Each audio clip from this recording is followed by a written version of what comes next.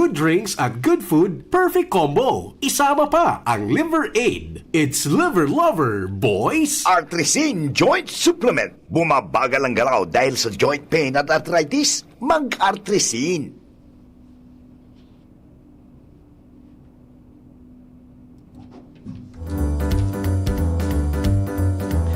Mga kaibigan, isang magandang umaga po, isang makaagam na umaga sa inyo pong lahat.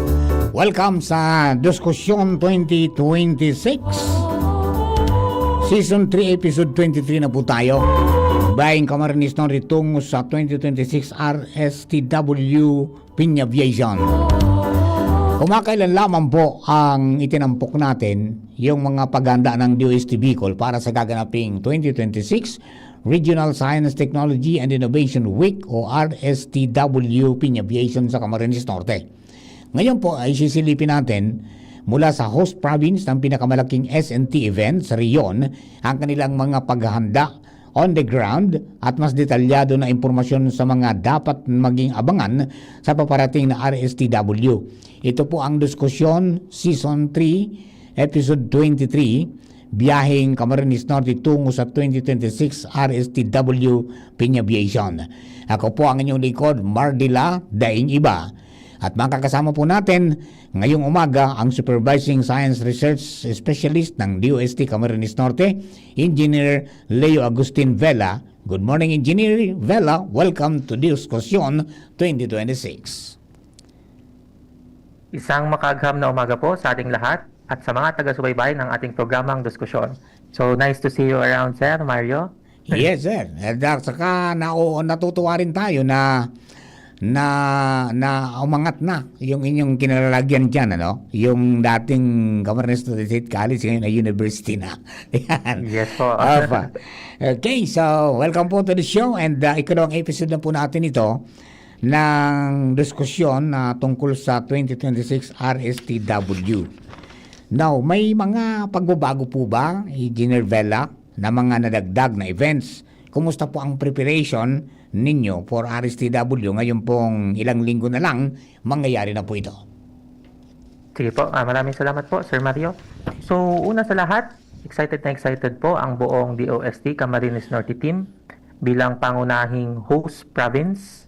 So, ito po ay isang regional event ng DOST Bicol dahil tuloy na po ang ating 2026 Regional Science, Technology and Innovation Week plus Piñaviation. So, habang papalapit ang event, mas ramdam na po namin ang excitement, hindi lamang sa DOST, kundi maging sa ating mga partner agencies, LGUs, academe, MSMEs, at ibang-ibang stakeholders na magiging bahagi ng selebrasyon. Tulad nga po ng nabanggit ko nung nakaraang session is una po itong gaganapin dito sa Camarines Norte. So, isa po sa mga mahalagang update na nais naming ipaalam sa ating mga listeners ay ang pagbabago po ng schedule. So, ang ating RSTW po ay gaganapin na po ngayong August 19 hanggang 21, 2026. So, ito po ay Miyerkules hanggang Biyernes. Mas naging maaga po ito kumpara sa unang naging anunsyo na ang former date po kasi natin ay August 20 to 2022. So ngayon po akin pong inuulit, ang event na po natin ay may bagong date. Ito po ay August 19 hanggang 21. Kaya po dahil dito, hinihikayat po namin ang lahat na ma-save ang mga petsang ito at simulan ang kanilang pagpaplano upang makadalo sa mga aktibidad na aming inihanda para po sa kanila. So ngayong taon po kasi, ngayong magiging dalawa po ang ating pangunahing venues. Una po, yung nabanggit nyo po na from Camarines Norte State College, ngayon po ay University of Camarines Norte na. So gaganapin po ito sa main campus. Ito po ang magsisilbing pangunahing venue kung saan gaganapin ang malalaking bahagi ng ating exhibit, conferences, opening ceremony. Nandun din po ang mga technical sessions. Then, kasabay po nito is magkakaroon din po tayo ng parallel activities. Ito po ay gaganapin sa SM City Daet. So, kaya po natin kinonsider din ang SM City Daet is para maging accessible ang event sa ating mga participants at sa publiko. At ang closing ceremony naman po ay gaganapin din sa SM City Daet. Pero syempre, Sir Mario, ang hindi makikita ng marami ay ang napakalaking paghahanda sa likod ng isang event na ito. So hindi lamang po ito ilang araw na preparasyon, kundi ilang buwan na po kami nagsasagawa ng serye ng coordination meetings para sa mga ating host stakeholders. Gayon din po sa ating host institution, sa mga municipal LGUs, nandun din po ang suporta nila. Ganon din po ang hindi mababatirang suporta ng ating provincial government office.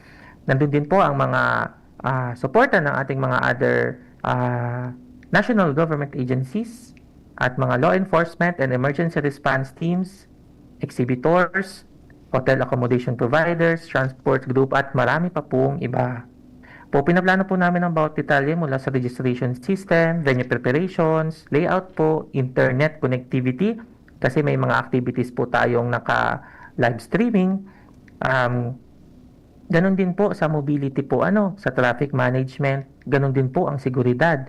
Kasi isa po kasi yan sa mga importanteng factor po ngayon. Kasi marami po tayong mga nababalita ang mga hindi magagandang pangyayari. Kaya pinapaigting po natin ang ating security arrangements. Gayon din po ang emergency medical response at ang deployment ng mga personnel and volunteers. So ang layunin po kasi namin ay tiyaking maging maayos, ligtas, organisado at higit sa lahat, enjoyable po ang karanasan ng bawat magiging participant na bibisita dito sa aming Camarines Norte. So kasabay po nito ang aming pakikipag-unayan sa mga speaker, exhibitor, partner agencies, organizers ng iba't ibang forums sa trainings upang masigurado na maging relevant at dekalidad ang lahat ng activities na ating ihahandog. At syempre po, mapapansin rin po ng ating mga agamigos at agamigas na mas pinaigting po natin ang ating information dissemination campaign. So halos lagi po tayong naglalabas ng update sa Facebook pages. Nandiyan po ang DOST Bicol at DOST Camarines Norte. Gayon din ang mga FB pages ng mga ating different provincial science and technology offices upang maipaalam sa publiko ang mga activities, mga link for registration, mga competition announcements po, napakarami po, at iba pang mahalagang impormasyon. At gusto po kasi natin na hindi lamang magkaroon ng isang successful na event, ang mahalaga po kasi, ang bawat participant ay may bagong kaalaman, bagong koneksyon, bagong inspirasyon, at higit sa lahat ay maunawaan kung paano nakakatulong ang siyensya at teknolohiya sa ating pang-araw-araw na buhay. Kaya po sa pagkakataong ito, inanyayahan po namin kayo sa ating mga listeners na samahan niyo po kami ngayong August 19 hanggang 21 dito sa Camarines Norte para sa pinakamalaking pagdiriwang ng science and technology sa buong Bicol region. Opo, yun. Inilipat natin pinaaga, no? From 20, ginawa nating 19. And then dalawang venue ang pagdarausan ng malalaking mga aktibidad. Ito yung Camarines Norte, yung University of Camarines Norte, pagkatapos yung SM City Daet. Yung SM City Daet, dyan yung dating station namin Diyan ako nag-work dati. Yung DZMD. Yan, yung lugar na yan, yung SM City ngayon. Okay. Now, since Camarines Norte po yung host province, Engineer Vela, ano po yung significance ito para sa inyo? Ano yung gusto nyong makita ng ating mga kapwa Bicolano o kahit sino pa kapag pumunta sila doon sa RSTW? So, unang-una po, napakalaking karangalan na maging host po ang aming probinsya ng ating regional event na 2026 RSTW. So, hindi po ito basta pagiging venue lamang. Para sa amin, ito po kasi ay pagkakataon upang maipakita sa buong Bicol region ang kakayahan at potensyal ng ating probinsya pagdating sa science, technology, and innovation. Gayon din po sa research, technopreneurship, at community development. So kapag dumating po ang ating mga bisita rito, gusto po naming makita nila ang Camarines Norte ay hindi lamang kilala sa magagandang beaches, pagmimina at turismo. So isa rin po tayong lalawigan na bukas sa inobasyon at aktibong gumagamit ng science and technology upang mapabuti ang kabuhayan ng ating mamamayan. So makikita nila ang iba't ibang teknolohiya. Isa pong highlight din po namin yung mga research outputs ng SUCS po natin dito. innovations po ng ating mga MSMEs, mga proyekto ng DOST na direktang nakakatulong sa ating mga komunidad. So pinapakita dito na ang agham ay hindi lamang ginagawa sa laboratorio. Ito ay ginagamit upang lutasin ang mga tunay na hamon sa iba't ibang sektor gaya ng agrikultura, kalusugan, disaster resilience, negosyo, at edukasyon. Siyempre, gusto rin po naming maranasan ng ating mga bisita ang mainit na pagtanggap ng mga taga-Camarines Norte bilang host province.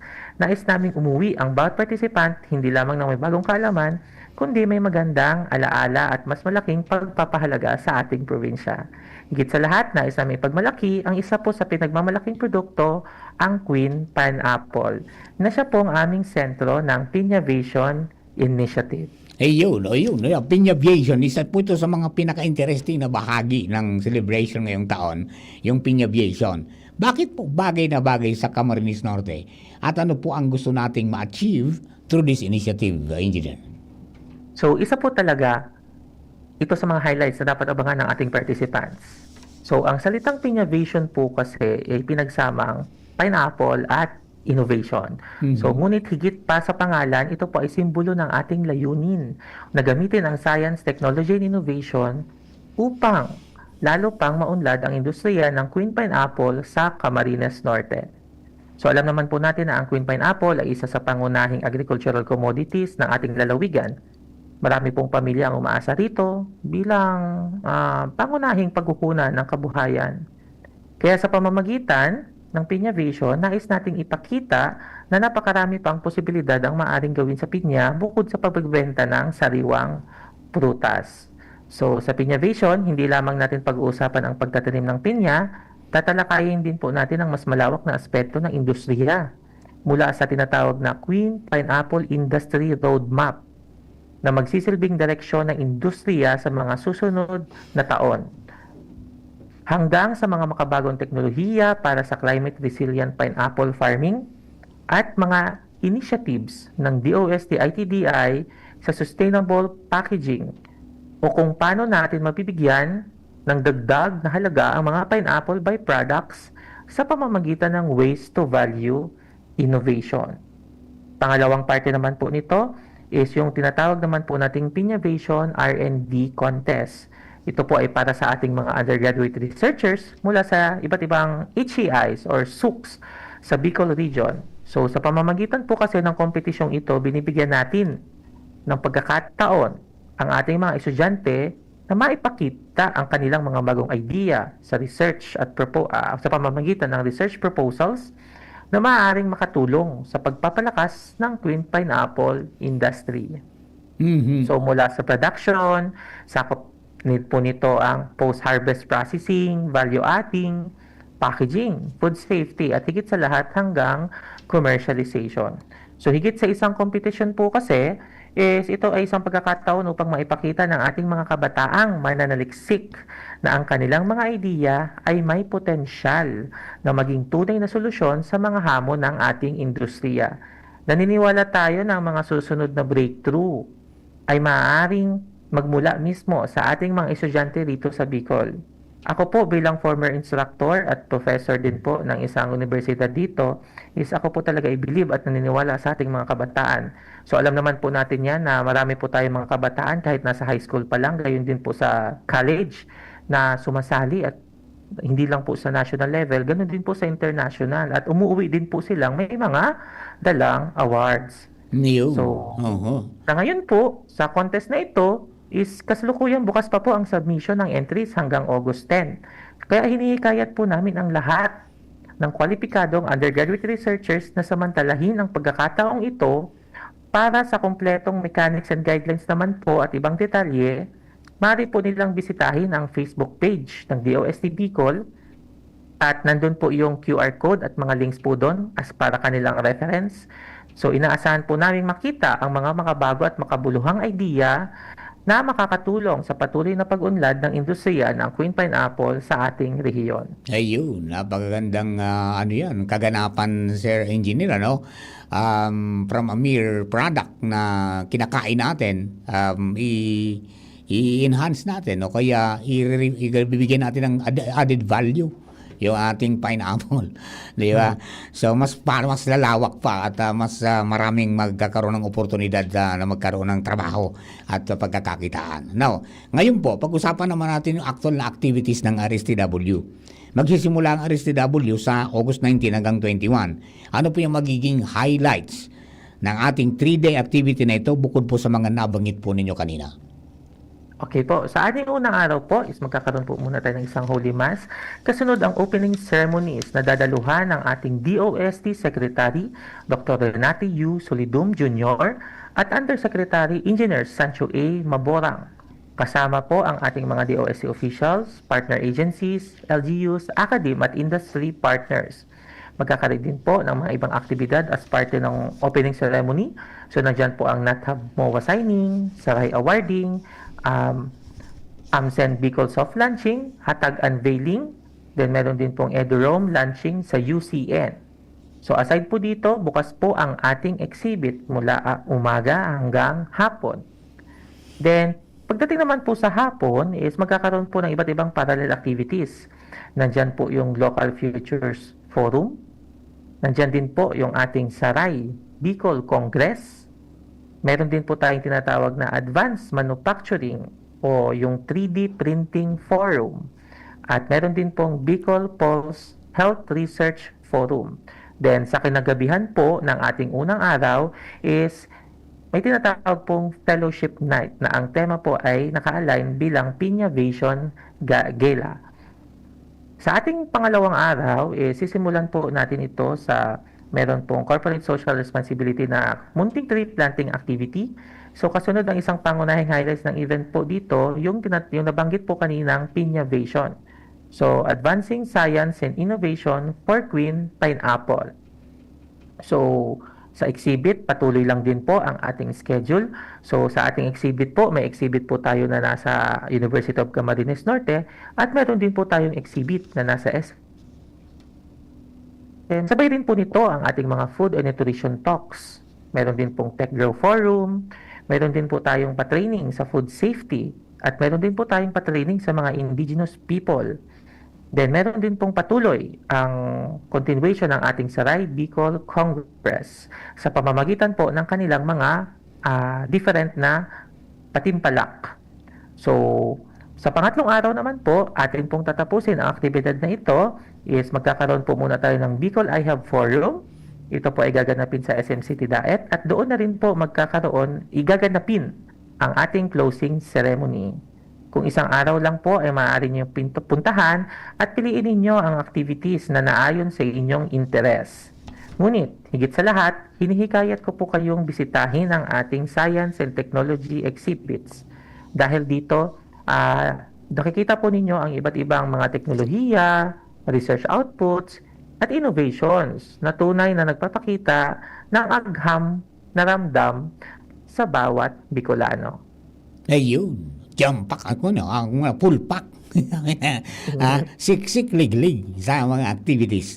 Now, sa dami po ng activities, engineer, sino-sino po ang inaanya natin pumunta at makilahok at libre po ba ang mga activities na ito? Sige po. Ang pinakamahalagang mensahe po namin na gustong iparating sa ating mga tagapakinig at sa bawat Bicolano po dito na everyone po is welcome. So hindi po kailangang scientist or engineer ka dapat o researcher para maging bahagi ng RSTW plus Piñavation. Inuulit ko po, ang event na ito ay para sa lahat.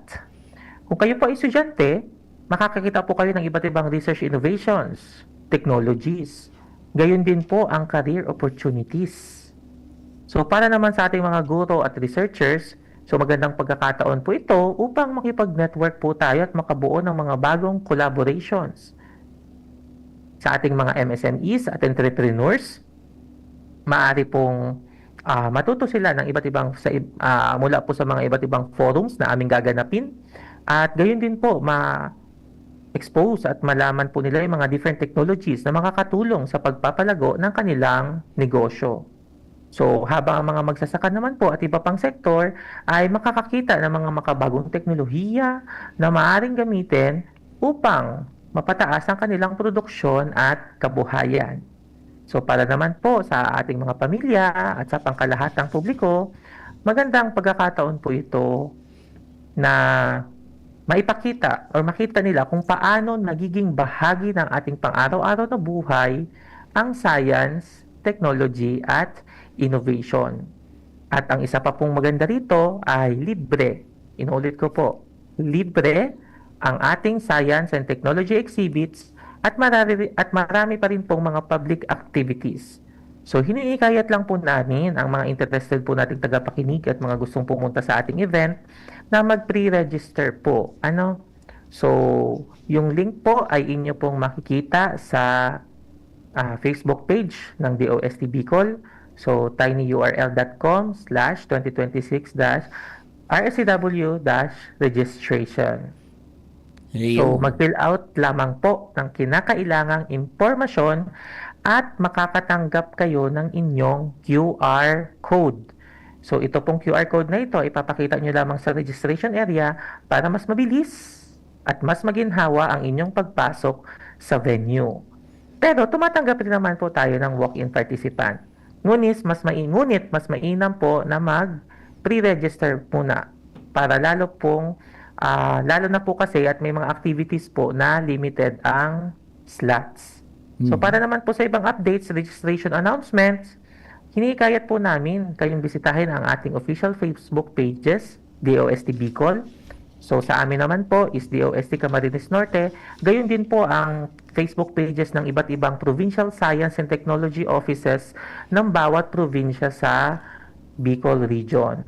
Kung meron po kayong katanungan, maaari niyo rin po kaming kontakin sa email records@ro5.dost.gov.ph o sa hotline number 052-742-0911. So, nandito po kami upang tulungan kayong maging bahagi ng pinakamalaking pagdiriwang ng science, technology, and innovation sa Bicol.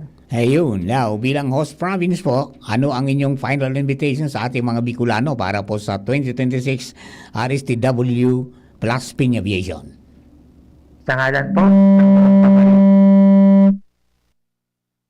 ngalan po ng buong Camarines Norte at DOST Bicol, nais naming muling anyayahan ang lahat ng ating mga aghamigos at hagamigas sa buong Bicol Region at maging sa iba pang bahagi ng bansa na makiisa sa 2026 RSTW Plus Pinavation ngayong darating na August 19 hanggang 21. Inuulit ko po, August 19 hanggang 21 dito sa Daet, Camarines Norte. Inanyayahan po namin ang ating mga estudyante, guro, researchers, innovators, MSMEs, entrepreneurs, farmers, LGU at maging ang ating mga pamilya at kabataan na maging bahagi ng pinakamalaking pagdiriwang ng science, technology, and innovation sa ating rehiyon. Dalhin po ninyo ang inyong curiosity, mga idea, at kahandaang matuto. Sigurado po kapag mayroon kayong bagong kaalaman, bagong koneksyon, at bagong inspirasyon na maiuwi mula sa ating iba't ibang exhibits, forums, trainings, at technology showcases. At bilang host province, ipinagmamalaki naming ipakita na ang Camarines Norte ay hindi lamang tahanan ng Queen Pineapple. Ito rin ay tahanan ng mga taong naniniwala na ang agham, teknolohiya at inobasyon ang susi sa mas maunlad, mas matatag, at mas inklusibong kinabukasan. Kaya muli, magkita-kita po tayo dito sa Camarines Norte, sama-sama nating isabuhay ang agham na ramdam sa buong rehiyon. Once again, maraming salamat po sa inyong pakikinig. Sa ngalan po ng aming Regional Director, Romel R. Serrano, kami po sa DOST Bicol ay nagpapaalala na ang kaunlaran ay mas mabilis kung sama-sama, lalo na po kung may kaakibat itong siyensya. Maraming salamat po, Sir Mario. Diyos mabalos po. Thank you very much, Engineer Vela. And siyempre, tandaan po natin, mark na po sa kalendaryo natin, August 19 to 21, RSTW 2026 plus Piña Aviation. Yan. Shout out din sa ating mga kapartners dyan sa DOST Regional Office number 5, sinang Sir McGuffey and the Tropac, no? Maraming salamat. Sa pangalan po ng ating technical people dito sa DCGB, si Ronald Baldo, at saka ang ating IT, Sir Jerome Nico Martinez. Ako po ang inyong lingkod, Mardila Daingiba. Thank you for giving us company. Hanggang sa susunod pong episode ng ating diskusyon, Season 3, 2026. Marami pong salamat. God bless po. Agamigos, agamigas, may nagbabalik. Programa sa radyong pangsiyensya, pangteknolohiya at para sa masa. Muling i-ere. Diskusyon nasa DZGB na. Mas malawak, mas espesyal, mas makabago. Science good news just for you. Diskusyon Season 2. Kompleto siguro.